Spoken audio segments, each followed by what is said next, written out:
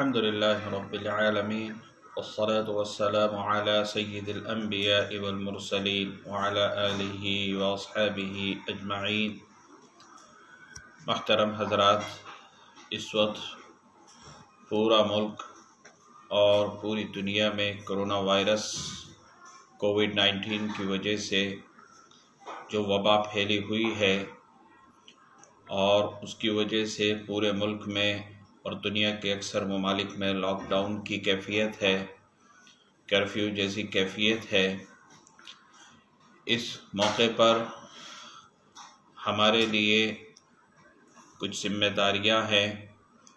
سب سے پہلی چیز، اللہ تعالیٰ نے قرآن کریم کے اندر فرمایا وَلَا تُلْقُوا بِأَيْدِيكُمْ إِلَى التَّهْلُكَةِ کہ اپنی جانوں کو ہلاکت میں مت ڈالو۔ اپنی جان کی حفاظت کرنا فرض عین ہے، لازم ہے، ضروری ہے، اور خاص طور پر جب کوئی وبائی مرض پھیلا ہوا ہو، لگنے والا چھوا چھوت کا مرض پھیلا ہوا ہو، ایسے موقع پر بہت زیادہ احتیاط لازمی ہوتی ہے۔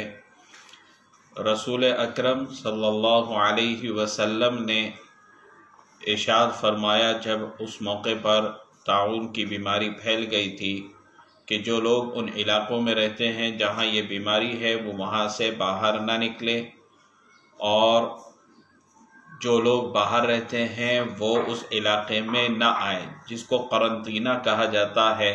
گویا آج اس بیماری سے بچانے کے لیے لوگوں کو گھروں میں رہنے کے لیے جو کچھ کہا جا رہا ہے، یہ بھی گویا شریعت کے اصولوں کے خلاف نہیں ہے، بلکہ یہ بھی حفاظت کے طریقوں میں سے ایک طریقہ ہے۔ اسی طریقے سے نبی کریم صلی اللہ علیہ وسلم کے پاس ایک صحابی جن کو کوڑھ کی بیماری تھی، وہ آئے اور بیعت ہونے کی خواہش ظاہر کی۔ نبی کریم صلی اللہ علیہ وسلم نے دوسرے صحابی کے ذریعے ان کو پیغام بھجوا دیا کہ میں نے ان کو بیعت کر لیا اور وہ یہاں سے چلے جائیں۔ تو اس سے بھی معلوم ہوتا ہے کہ اگر کوئی چھوا چھوت کا مرض ہے، لگنے والا مرض ہے، تو اس سے اجتناب اور احتیاط کرنی چاہیے۔ یہ توکل کے خلاف نہیں ہے۔ اسباب کو اختیار کرنے کے بعد اللہ تعالیٰ پر بھروسہ کرنا، یہی توکل ہے۔ نبی کریم صلی اللہ علیہ وسلم سے زیادہ متوکل کون ہو سکتا ہے؟ نبی کریم صلی اللہ علیہ وسلم نے بھی اسباب اختیار کیے ہیں، پوری 63 سالہ نبوت کی زندگی آپ کے سامنے ہے۔ تو اسباب کے درجے میں وہ تمام ہدایات جو حکومت کی جانب سے اطباء، ماہرین اور ڈاکٹر کے مشورے پر جو حکومت کی ہدایات ہمارے لیے جاری ہو رہی ہیں، ان کو اختیار کرنا بھی ہمارے لیے لازم اور ضروری ہے۔ نماز بڑی اہم ترین عبادت ہے، اور اس کی اہمیت اور جماعت سے اور مسجد میں نماز پڑھنے کی اہمیت سے انکار نہیں کیا جا سکتا، لیکن الدین یسر، اللہ تعالیٰ نے دین کے اندر سہولت رکھی ہے، آسانی رکھی ہے۔ ما جعل علیکم فی الدین من حرج، اللہ تعالیٰ نے تمہارے لیے دین میں کوئی حرج اور کوئی تنگی نہیں رکھی ہے۔ اسی لیے ان حالات میں جبکہ ایک جگہ جمع ہونے سے بیماری کے پھیلنے کا اور اس میں زیادہ سے زیادہ لوگوں کے ملوث ہونے کا خطرہ ہے، تو ہمیں بھی چاہیے کہ ہم مسجد میں بڑی تعداد میں جماعت سے نماز ادا کرنے کے لیے پہنچنے کی جو کوشش آج کی جا رہی ہے اس سے اجتناب کریں۔ مسجد بھی بالکل بند نہ ہو، جماعت سے محروم نہ ہو، اس لیے امام، مؤذن اور جو مسجد کے خدام ہیں وہ مسجد کے اندر رہتے ہوئے جماعت سے نماز پڑھ لیں، مسجد میں بھی جماعت ہوتی رہے، اور اہل محلہ اپنے اپنے گھروں میں 5 وقتہ نماز ادا کریں۔ 5 وقتہ نماز گھر کے اندر تنہا بھی ادا کر سکتے ہیں اور جماعت کے ساتھ ادا کریں۔ تو اس کا طریقہ یہ ہے کہ اگر گھر میں 2 بالغ مرد ہیں تو ایک بالغ مرد امام بن جائے اور دوسرا بالغ مرد اس کے برابر دائیں جانب اس کا مقتدی کی حیثیت سے کھڑا ہو جائے۔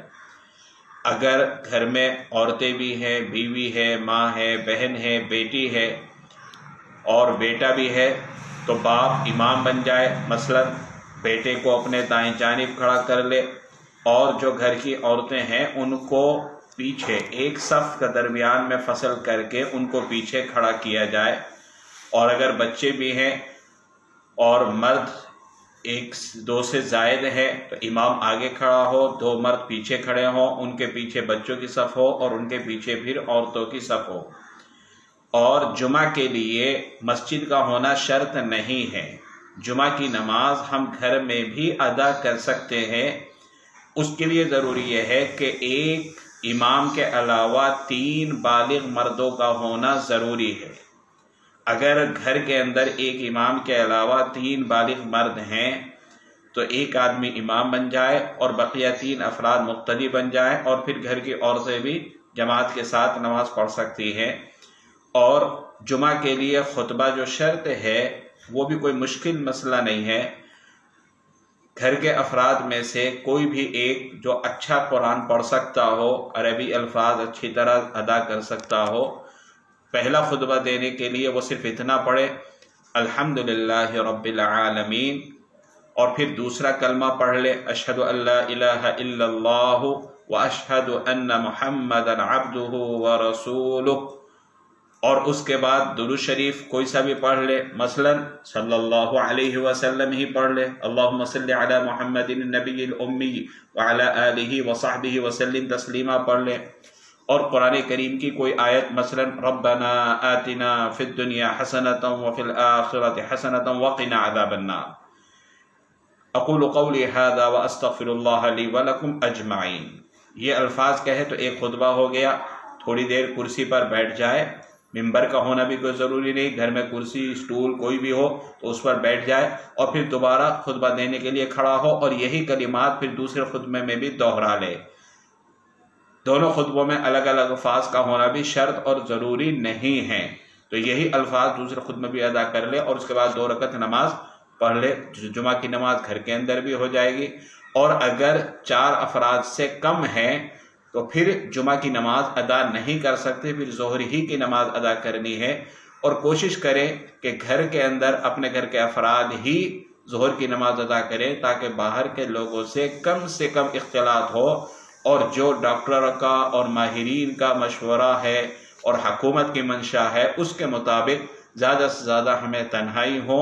اللہ تبارک و تعالی پوری انسانیت کی اس وبا سے اور ہر قسم کے امراض سے اور ہر قسم کی وباؤں سے حفاظت فرمائے۔ اللہ تبارک و تعالی جو بیمار ہیں ان کو شفا عطا فرمائے، اور اللہ تبارک و تعالی سب کی حفاظت فرمائے۔ وما علینا الا البلاغ۔